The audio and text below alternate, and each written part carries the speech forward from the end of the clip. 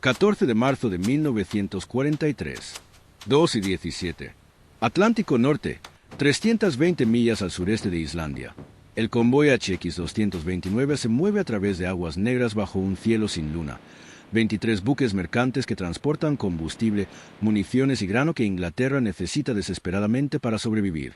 En la estrecha sala de radar del HMS Vigilant, una corbeta clase Flower que se balancea con fuerza en olas de 12 pies. El técnico de radar de 22 años, James Holloway, observa la pantalla de su radar tipo 271 con ojos ardientes. El barrido fosforescente gira en el sentido de las agujas del reloj, pintando la misma imagen vacía que ha mostrado durante 6 horas. Buques mercantes en formación, destructores de escolta en los flancos y, más allá de ellos, nada. Pero Holloway sabe que no es así. 3 convoys en el último mes han sido destrozados en estas mismas aguas. Buques torpedeados, hombres gritando en aceite ardiendo, botes salvavidas tragados por el frío y oscuro Atlántico. Los submarinos están aquí. Tienen que estar. El radar simplemente no puede verlos. Si crees que los hombres comunes con ideas extraordinarias no deben ser olvidados, suscríbete ahora. Sus historias merecen ser contadas. James Holloway no debía ser técnico de radar. Se suponía que debía estar arreglando radios en el taller de su padre en Bristol, viviendo tranquilamente soldando circuitos impresos y reemplazando tubos de vacío para clientes que traían sus equipos inalámbricos Marconi. Pero llegó la guerra, y con ella, los papeles de reclutamiento que llegaron una mañana gris de enero de 1941, 2 semanas después de su 20º cumpleaños. Su padre, William Holloway, un veterano de la Primera Guerra Mundial que aún cojeaba por las heridas de metralla recibidas en Passchendaele, le había agarrado el hombro con las manos callosas y no dijo nada, porque no había nada que decir. James se presentó en el HMS Collingwood para recibir entrenamiento, donde los instructores descubrieron que tenía una comprensión instintiva de la propagación electromagnética que iba más allá de la memorización. Podía visualizar las ondas de radio moviéndose por el espacio, desviándose de los obstáculos, reflejándose en las superficies. Pensaba en frecuencias y longitudes de onda como otros hombres pensaban en palabras. En el otoño de 1941, fue asignado a las corbetas en el Comando de Aproximaciones Occidentales, el brutal teatro donde la línea vital de suministro de Gran Bretaña se mantuvo o se rompió. El radar tipo 271, instalado en el Vigilant, representaba la vanguardia de la tecnología británica. Operaba a una longitud de onda de 10 centímetros, mucho más corta que los sistemas anteriores, lo que le permitía detectar objetos más pequeños a mayor distancia. La antena giratoria barría en un patrón continuo en el sentido de las agujas del reloj, enviando pulsos de energía de microondas que rebotaban en barcos, icebergs, costas y, teóricamente, en las torres de mando o periscopios de los submarinos. Los ecos de retorno aparecían como puntos brillantes en la pantalla del indicador de posición del plan, una pantalla circular que mostraba la distancia y el rumbo. Era una tecnología revolucionaria que ya había salvado cientos de barcos, pero tenía limitaciones que James había observado durante 18 meses de servicio en el Atlántico Norte. El pulso del radar se extendía hacia afuera en un haz cónico, y los objetos en ciertos ángulos, especialmente los objetivos de perfil bajo, como los periscopios de los submarinos que cortaban las olas, podían colarse entre los pulsos. La doctrina estándar era simple: girar la antena, barrer el océano, estar atento a los contactos. Pero la doctrina estándar no consistía en encontrar a los submarinos que estaban destruyendo convoys. James había perdido amigos.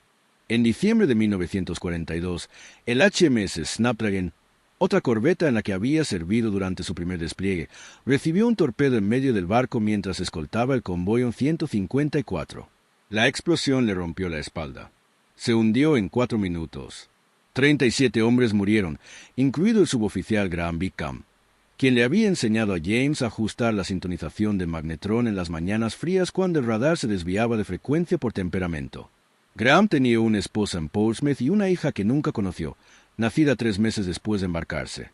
James había estado en la cubierta del Vigilant 2 semanas después cuando pasaron cerca de las coordenadas donde se hundió el Snapdragon, mirando el agua vacía, y algo se endureció en su interior. Los submarinos estaban ganando porque habían aprendido a explotar las brechas en la cobertura del radar británico. Se mantuvieron a baja altura, expusieron solo los periscopios, se movieron durante las borrascas cuando el eco de las olas llenó las pantallas. Eran fantasmas, pero los fantasmas tenían propiedades físicas. Los periscopios eran tubos de acero recubiertos de goma y pintura. Reflejaban la energía electromagnética, pero deficientemente. El patrón de barrido frontal estándar del tipo 271 enviaba pulsos que impactaban en el periscopio mientras se desplazaba por la acción de las olas, lo que provocaba que el eco de retorno se dispersara en múltiples direcciones.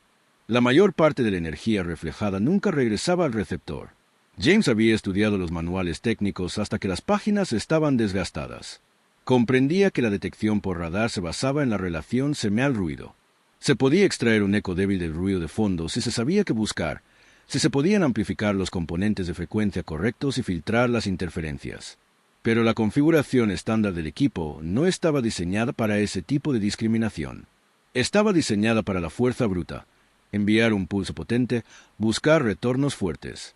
La noche del 12 de marzo, durante sus horas libres, James bajó a la sala del radar cuando estaba vacía y comenzó a experimentar. Desconectó el motor de rotación de la antena y giró manualmente el conjunto de la guía de ondas, observando cómo cambiaba la pantalla al modificar el patrón de barrido. El procedimiento estándar consistía en una rotación suave en el sentido de las agujas del reloj a una velocidad fija, cubriendo 360 grados cada 4 segundos.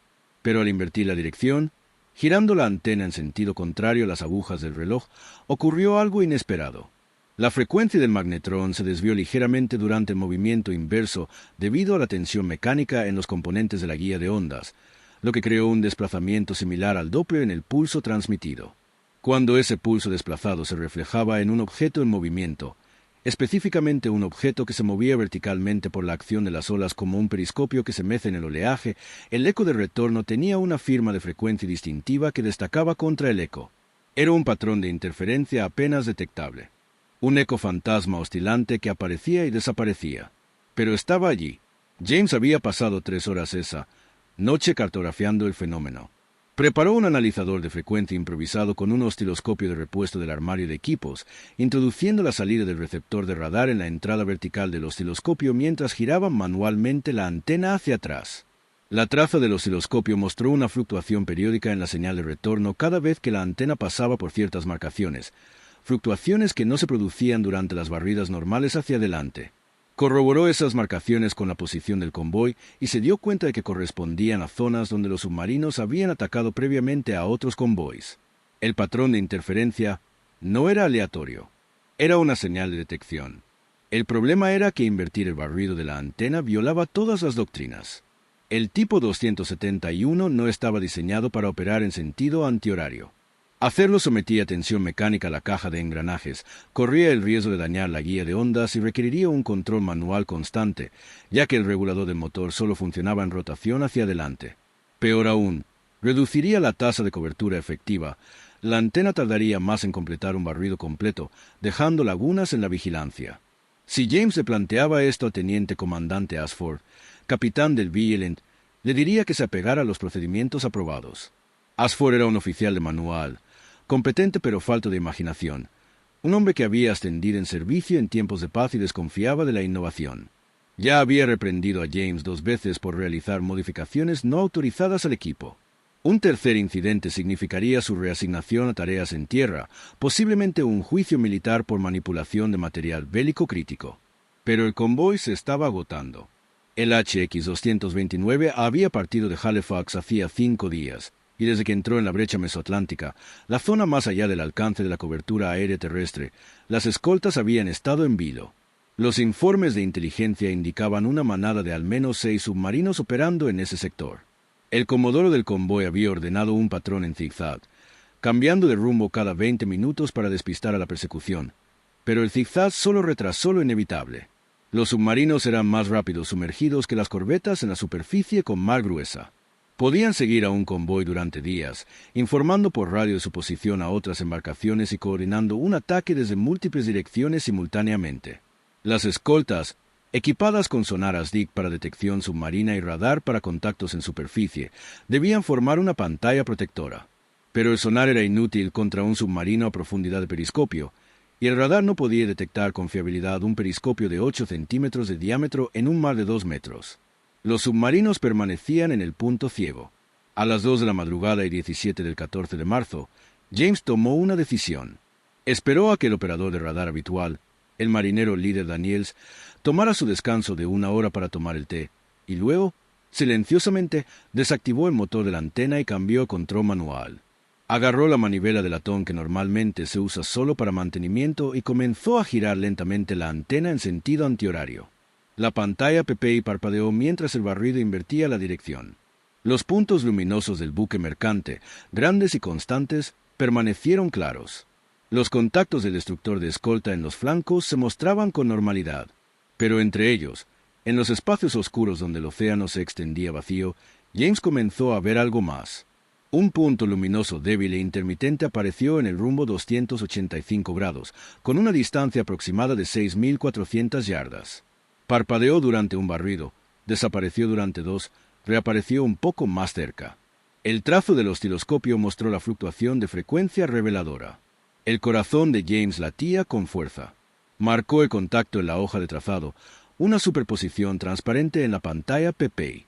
Durante los 10 minutos siguientes, siguió el punto intermitente mientras se movía lentamente hacia el este, en paralelo al rumbo del convoy a una distancia de 3 millas náuticas. Mantenía una posición de seguimiento perfecta, justo fuera del alcance visual de los escoltas, igualando la velocidad del convoy. Todo el instinto táctico que James había desarrollado durante 18 meses le decía que se trataba de un submarino, pero no tenía pruebas. El contacto era demasiado débil para confirmarlo con los procedimientos estándar. Si lo informaba y ordenaba a un destructor que investigara, no encontraría nada en su radar y él quedaría desacreditado. Si no decía nada y el convoy era atacado, morirían hombres. Necesitaba más datos. James continuó el barrido inverso durante 20 minutos más, registrando meticulosamente cada aparición del contacto. El patrón era consistente. La señal acústica se percibía con mayor intensidad cuando la antena giraba en sentido antihorario a través de rumbos de 280 a 290 grados, precisamente donde un submarino se posicionaría para observar el flanco de estribor del convoy. El cambio de frecuencia coincidía con lo observado durante sus experimentos. Pero el marinero líder Daniels regresaría en minutos, y James no podía mantener el control manual indefinidamente sin llamar la atención. Corrió un riesgo calculado. Volvió a poner la antena en modo de barrido frontal automático y se dirigió directamente al puente. A las 2:41 llamó a la puerta de la sala de mapas y solicitó permiso para hablar con el teniente comandante Ashford. El comandante, un hombre delgado de unos 40 y tantos años, con el pelo canoso y permanentes arrugas de fatiga alrededor de los ojos, levantó la vista del plano de disposición del convoy con una irritación difícil de disimular.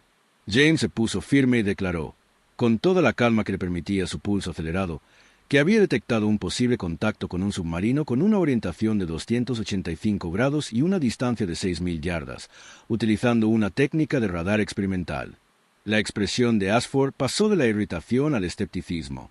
¿Qué técnica experimental, Holloway? Barrido de frecuencia inversa, señor.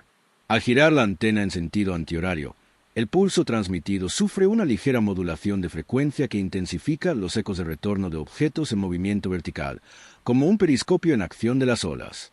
El patrón de interferencia crea una señal detectable que no es visible con los barridos directos estándar. Ashford lo miró fijamente. ¿Invertiste la rotación de la antena? Sí, señor, manualmente, durante unos 30 minutos. Ese no es un procedimiento autorizado, técnico. No, señor, pero creo que hay un submarino siguiendo al convoy. El contacto se observó constantemente en el mismo rumbo en múltiples barridos. La frecuencia coincide con la de un objeto metálico en movimiento a profundidad de periscopio. Ashford echó un vistazo a la carta. La demora de 285 grados situaba el contacto a estribor justo donde un submarino se posicionaría para observar el convoy, oculto entre la interferencia de la superficie. Pero no había confirmación, ni contacto ASDIC, ni avistamiento visual. ¿Observó este contacto el cabo Daniels? No, señor. Estaba en un descanso. Operé el radar manualmente. Ashford apretó la mandíbula. Así que solo tiene una observación sin corroborar, utilizando métodos y modificaciones de equipo no autorizados. Sí, señor, pero estoy seguro. Lo cierto no importa, Holloway. Las pruebas sí importan. ¿Tienes idea de qué pasa si desvío el HMSB Scott? Señaló la posición del destructor en la carta.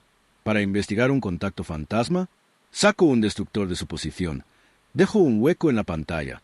Y si hay un ataque de manada desde otra dirección, perdemos naves. Necesito confirmación. James ya lo había previsto. Señor, permítame continuar monitoreando con la técnica de barrido inverso. Si el contacto reaparece de forma constante durante la próxima hora, eso constituye una confirmación. Un eco falso no mantendría la posición con respecto a convoy. Ashford lo observó, dividido entre la irritación por la violación del protocolo y la persistente posibilidad de que Holloway hubiera encontrado algo real. 3 convoys en esas aguas habían sido atacados. La presión del mando de aproximaciones occidentales para detener las pérdidas era inmensa. Pero autorizar una técnica no probada que violaba el procedimiento operativo estándar podría acabar con la carrera de Ashford si salía mal. 1 hora, dijo finalmente. Usted monitoree esa orientación con el método que prefiera. Pero el marinero de primera clase Daniels opera el radar. Usted observe y asesore. Si después de 1 hora tiene una trayectoria confirmada que muestre una posición y un movimiento consistentes, consideraré tomar medidas. ¿Entendido? ¿Entendido, señor? James regresó a la sala de radar. Daniels había regresado, bebiéndote de una taza desportillada, con el rostro rubicundo iluminado por el resplandor verde de la pantalla PP. James explicó que necesitaba realizar pruebas de equipo, con la aprobación del comandante, y que ajustaría manualmente la antena periódicamente. Daniels, un hombre directo, más preocupado por su que por la teoría del radar, se encogió de hombros y se hizo a un lado. James tomó los controles. A las 2 de la madrugada y 53, inició otro barrido inverso. En 3 minutos, el contacto reapareció, con rumbo 283 grados y alcance 5.900 yardas. Se había acercado. James lo anotó en la hoja de trazado. Durante la hora siguiente, alternó entre barridos estándar hacia adelante y barridos inversos, construyendo un trazado de la trayectoria. El contacto mantuvo un rumbo constante paralelo al convoy, acercándose lentamente con cada observación. A las 3 de la madrugada y 50, el alcance había disminuido a 5.200 yardas y el rumbo había cambiado a 280 grados, lo que indicaba que el submarino maniobraba hacia una mejor posición de ataque. El patrón era inconfundible. No se trataba de un iceberg, ni de una ballena, ni de un sensor fantasma. Era un acecho deliberado e inteligente.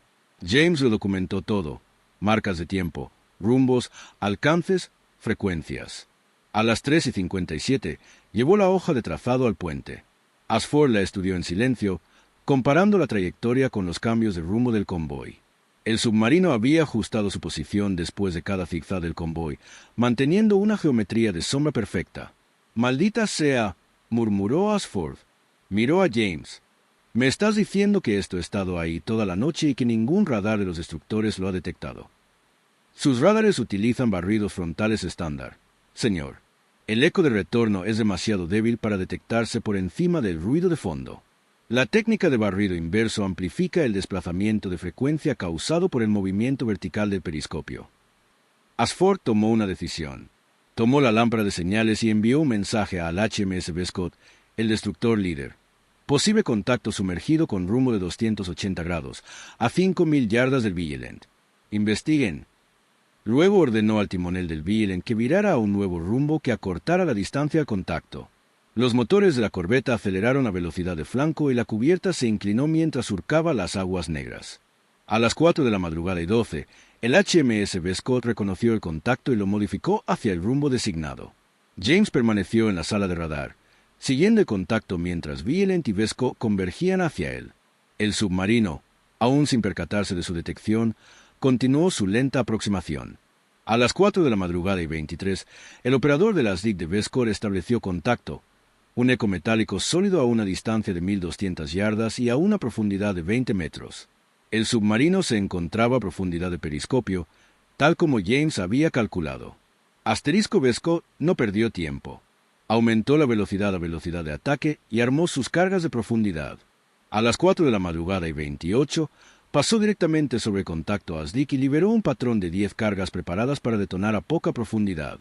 La noche estalló con columnas de agua blanca y estruendosas detonaciones que recorrieron el convoy como una descarga de artillería. Las tripulaciones de los buques mercantes, despertadas sobresaltadas por las explosiones, corrieron a sus puestos de combate, convencidas de que se estaba produciendo un ataque. Durante 2 minutos, el océano hirvió con ondas expansivas. Luego, silencio. James observó la pantalla del radar. El contacto intermitente había desaparecido. Pero eso no significaba que el submarino estuviera destruido. Los submarinos podían sumergirse profundamente para escapar, apagar la maquinaria y permanecer en silencio en el fondo. Asterisco Vescott regresó en círculo, con su ASDIC sonando metódicamente, buscando restos o un objetivo que huyera. A las 4 de la madrugada y 35, apareció un nuevo contacto en el radar de James, esta vez claro y fuerte, con rumbo 278 grados y alcance 800 yardas. Algo había salido a la superficie. La luz de señal de Vescott parpadeó. Submarino en superficie. En ataque. En la oscuridad, James oyó el lejano traqueteo de los disparos. El cañón de cubierta de 4 pulgadas de Vescott abrió fuego, seguido de martilleo de los cañones o Oerlikon. Las balas trazadoras surcaron el agua como meteoritos en llamas. En el horizonte, una silueta baja y oscura se hizo visible contra el cielo ligeramente más claro. La torre de mando de un submarino se silueteó brevemente antes de que los reflectores de Vescott la iluminaran con un brillante resplandor blanco. El submarino estaba inmóvil en el agua, escorado a estribor, con el casco presurizado roto por las cargas de profundidad. Aparecieron figuras en cubierta con los brazos en alto. Se rendía. A las 5:03, mientras el amanecer empezaba a oscurecer el cielo oriental, el HMS Vescott indicó que había detenido a la tripulación del submarino. El submarino, el U-571, un tipo Vic procedente de Brest, estaba demasiado dañado para ser rescatado y sería hundido después de que los oficiales de inteligencia lo examinaran. Su capitán, el teniente de navío Klaus Reinhardt, informó que había estado siguiendo al HX-229 durante 8 horas, preparándose para transmitir un informe de contacto para llamar a otros submarinos de la manada para un ataque coordinado al amanecer. No tenía ni idea de que los británicos lo hubieran detectado. Toda su doctrina táctica dependía de la incapacidad del radar para detectar un periscopio en mar gruesa. El teniente comandante Ashford se encontraba en el puente de mando del Vigilant mientras las primeras luces se extendían sobre el agua, iluminando el convoy aún intacto. 23 buques mercantes navegando hacia el este sin una sola pérdida. Se giró hacia James, quien había subido de la sala de radar, exhausto y temblando ligeramente por la falta de adrenalina. Acabas de salvar este convoy, Holloway. Posiblemente cientos de vidas. James negó con la cabeza. La técnica salvó el convoy, señor. Radar de barrido de frecuencia inversa. Funciona. ¿Se puede replicar? ¿Podemos instalarlo en cada escolta? No requiere instalación, señor. Es un procedimiento, no hardware. Cualquier radar tipo 271 puede hacerlo. Simplemente invierta la rotación de la antena y observe si hay ecos con desplazamiento de frecuencia. Los operadores necesitan entrenamiento para reconocer la señal, y la técnica es más lenta que los barridos estándar. Pero sí, se puede enseñar. Ashford elaboró de inmediato un informe para el Comando de Aproximaciones Occidentales en Liverpool, detallando la intervención y la metodología de James. Incluyó las hojas de trazado, los datos del análisis de frecuencia y una recomendación para evaluar la técnica de barrido inverso para su adopción en toda la flota. El informe se transmitió por radio encriptada a las 6:30. La respuesta llegó más rápido de lo esperado. El 16 de marzo, un equipo de especialistas de la Unidad de Desarrollo de Radar del Almirantazgo llegó a bordo del Vigilant mediante transferencia de destructor. Pasaron 2 días entrevistando a James, revisando sus notas y realizando sus propias pruebas. Los resultados fueron concluyentes. La técnica de barrido inverso aumentó la probabilidad de detección de submarinos con profundidad de periscopio en aproximadamente un 60% en comparación con los barridos frontales estándar, a costa de una menor cobertura del área. Fue un equilibrio, vigilancia más lenta, pero mejor discriminación. Para los convoys en la brecha del Atlántico Medio, donde la amenaza submarina era mayor, el equilibrio fue aceptable. Para abril de 1943, la técnica se estaba enseñando a los operadores de radar del Comando de Aproximaciones Occidentales. No era una solución milagrosa. Los submarinos se adaptaron manteniéndose a mayor profundidad, exponiendo los periscopios durante intervalos más cortos y utilizando dispositivos de snorkel para permanecer sumergidos durante más tiempo. Sin embargo, esta adaptación implicaba que podían seguir convoys con menor eficacia, lo que reducía su capacidad para coordinar ataques en manada. Las pérdidas de convoys en el Atlántico Norte disminuyeron significativamente en la primavera y el verano de 1943, como parte de un punto de inflexión más amplio en la batalla del Atlántico impulsado por múltiples factores: más portaaviones de escolta, mejoras en el ASDIC, aviones de patrulla de largo alcance, descifrado de los códigos navales alemanes y Sí, mejores técnicas de radar. James Holloway permaneció en el HMS Vigilant hasta finales de 1943, entrenando a otros operadores en la metodología del radar de barrido inverso. En enero de 1944, fue ascendido a suboficial y transferido a la unidad de desarrollo de radar del HMS Collingwood, donde trabajó en la mejora de la discriminación del radar de microondas durante el resto de la guerra. Su técnica nunca recibió su nombre oficial. En los documentos del almirantazgo, se la denominaba detección de modulación de frecuencia de barrido inverso o, a veces, simplemente barrido inverso. La mayoría de los marineros simplemente la llamaban el truco inverso. Los propios registros de la Kriegsmarine alemana, obtenidos después de la guerra, mostraban confusión sobre el repentino aumento de las detecciones con periscopio a partir de la primavera de 1943. Comandantes de submarinos informaron haber sido detectados por radar cuando estaban seguros de ser invisibles. Algunos sospechaban que los británicos habían desplegado un nuevo tipo de radar con una resolución notablemente mejorada. Otros creían que los aliados utilizaban sistemas de detección infrarrojos. La verdadera explicación, que los británicos simplemente habían invertido la dirección de rotación de la antena del radar existente para aprovechar un fenómeno de desplazamiento de frecuencia, era vergonzosamente simple. No se trataba de tecnología avanzada. Era una ingeniosa aplicación de la física básica. Después de la guerra, James regresó a Bristol y se hizo cargo del taller de reparación de radios de su padre. Rara vez hablaba de su servicio en tiempos de guerra. Cuando los clientes reconocían su nombre en artículos periodísticos sobre desarrollo de radar, evitaba la conversación. Se casó en 1947, tuvo 3 hijos y llevó una vida tranquila reparando aparatos de radio, televisores, con el tiempo, las primeras radios de transistores. Murió en 1989, a los 68 años, por complicaciones de una neumonía.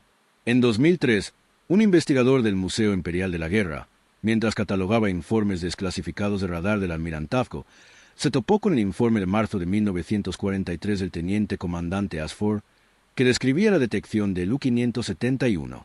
El informe mencionaba la técnica de barrido inverso del técnico de radar Holloway con un lenguaje clínico y técnico.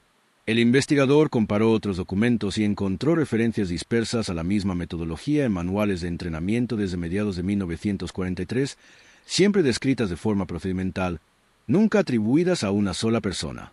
Una breve búsqueda localizó el historial de servicio de James Holloway, su ascenso a suboficial y su transferencia al desarrollo de radares. Sin medallas ni condecoraciones, salvo una mención estándar en los despachos. Había inventado una técnica que contribuyó a la victoria en la Batalla del Atlántico, y su nombre había quedado archivado en la oscuridad burocrática. El investigador escribió un artículo para una revista de historia naval, detallando la innovación de Holloway y su impacto. El artículo despertó el interés de los historiadores militares, quienes comenzaron a examinar cuántas otras innovaciones cruciales en tiempos de guerra provenían de personal subalterno que trabajaba al margen de los canales oficiales. La historia de Holloway se convirtió en un caso práctico sobre cómo la estricta adherencia a la doctrina puede cegar a las organizaciones ante soluciones sencillas, y cómo, a veces, los avances más significativos no provienen de laboratorios ni del alto mando, sino de alguien en primera línea que se niega a aceptar que el método actual es el único. La historia de James Holloway ofrece una lección más amplia, que va más allá del radar y los submarinos. La innovación en tiempos de crisis suele provenir de quienes están más cerca del problema, quienes sufren sus consecuencias directamente. Holloway había visto morir a amigos porque la tecnología no encontraba los submarinos. Ese interés personal lo impulsó a mirar más allá del manual, a experimentar en sus horas libres, a arriesgarse a medidas disciplinarias. Su ventaja no residía en un intelecto excepcional, sino en la desesperación práctica combinada con el conocimiento técnico suficiente para plantear la pregunta correcta. ¿Y si el problema no reside en la capacidad del radar, sino en cómo lo usamos? El convoy HX-229 llegó a Liverpool el 21 de marzo de 1943, con los 23 buques mercantes intactos, cargando 140.000 toneladas de combustible, municiones y víveres. Esos suministros mantuvieron las fábricas en funcionamiento, los aviones en vuelo y alimentaron a la población.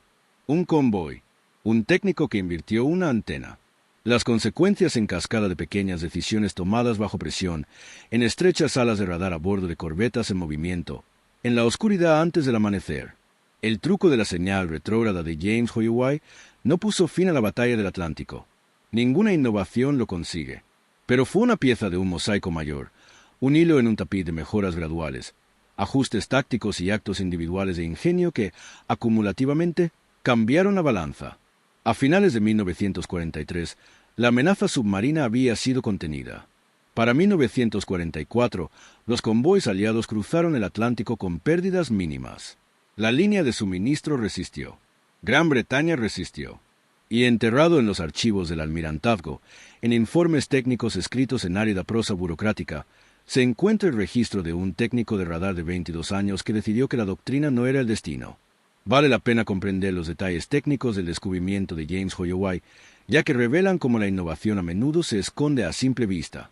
El radar tipo 271 funcionaba enviando pulsos de energía de microondas de 10 centímetros de longitud de onda a una velocidad de aproximadamente 500 pulsos por segundo. Cada pulso duraba aproximadamente un microsegundo. Cuando el pulso impactaba en un objeto, una parte de la energía se reflejaba de vuelta a la antena receptora. El retardo entre la transmisión y la recepción indicaba el alcance, mientras que la orientación de la antena indicaba la dirección.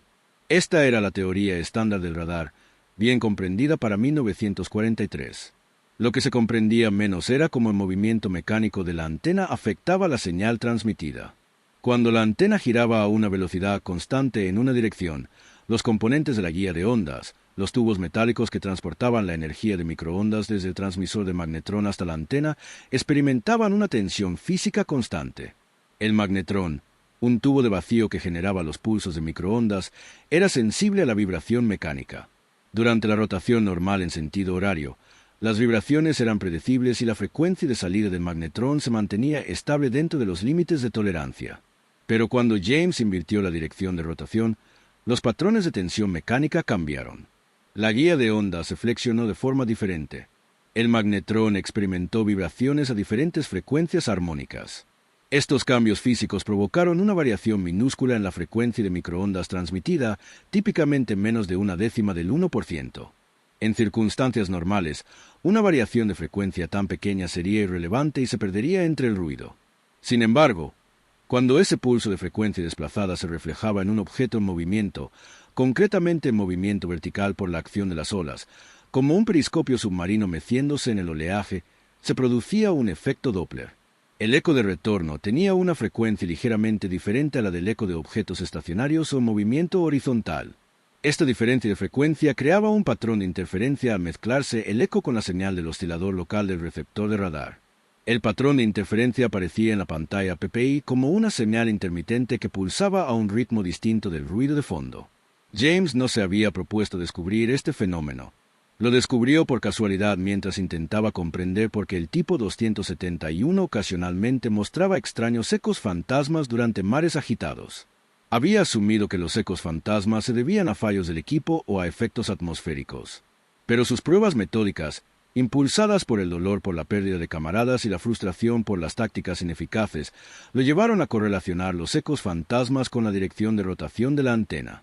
Una vez que reconoció el patrón, comprendió sus implicaciones de inmediato. La genialidad de la técnica residía en su simplicidad. No requería hardware nuevo, materiales exóticos ni modificaciones costosas. Todos los radares tipo 271 de la Marina Real Británica ya contaban con la capacidad de realizar barridos inversos. Los motores de la antena podían desconectarse y controlarse manualmente. La única barrera era la doctrina, la arraigada suposición de que el radar siempre debía escanear en una dirección y a una velocidad. Esta doctrina se había establecido durante el desarrollo en tiempos de paz, cuando los objetivos principales eran buques y aeronaves de superficie, objetos de gran tamaño con fuertes retornos de radar. Nadie había optimizado la detección de periscopios de 3 pulgadas de diámetro en mares de 6 pies porque se consideraba un problema de enorme dificultad. James demostró que no era imposible. Simplemente no se había intentado. La captura del U-571 y su tripulación proporcionó información de inteligencia de gran valor, más allá de la victoria táctica inmediata. Se recuperaron las órdenes permanentes, los libros de códigos y el equipo de la Kriegsmarine antes del hundimiento del submarino. El interrogatorio del capitán Leutnant Reinhardt y sus oficiales reveló que la doctrina naval alemana se basaba explícitamente en la suposición de que el radar aliado no podía detectar periscopios a distancias superiores a 900 metros. Los capitanes de submarinos estaban entrenados para seguir convoys a una distancia de 3 a 5 millas náuticas, muy por encima del supuesto rango de detección del radar. Creían que esto los hacía invisibles, salvo para los vigías visuales, y con el mal tiempo del Atlántico Norte y la escasa visibilidad, la detección visual era poco fiable. El informe del interrogatorio de Reinhardt, ahora desclasificado, incluye un impactante pasaje donde describe su conmoción al ser descubierto. Mantuvimos una disciplina adecuada con el periscopio, declaró. El tiempo de exposición nunca superó los 20 segundos por observación. El estado del mar estaba agitado, con olas de 4 a 5 metros, lo que debería haber imposibilitado la detección por radar incluso a corta distancia. Estábamos a 5.000 metros de distancia. Ningún sistema de radar puede detectar un periscopio en esas condiciones. Aún así, se dirigieron directamente hacia nosotros con una orientación y alcance perfectos. O bien tenían equipo nuevo que desconocemos, o bien tuvieron muchísima suerte. No fue un equipo nuevo ni suerte. Fue un técnico de 22 años que se negó a aceptar limitaciones. La difusión de la técnica de barrido inverso en la flota de escolta de la Marina Real Británica no fue instantánea.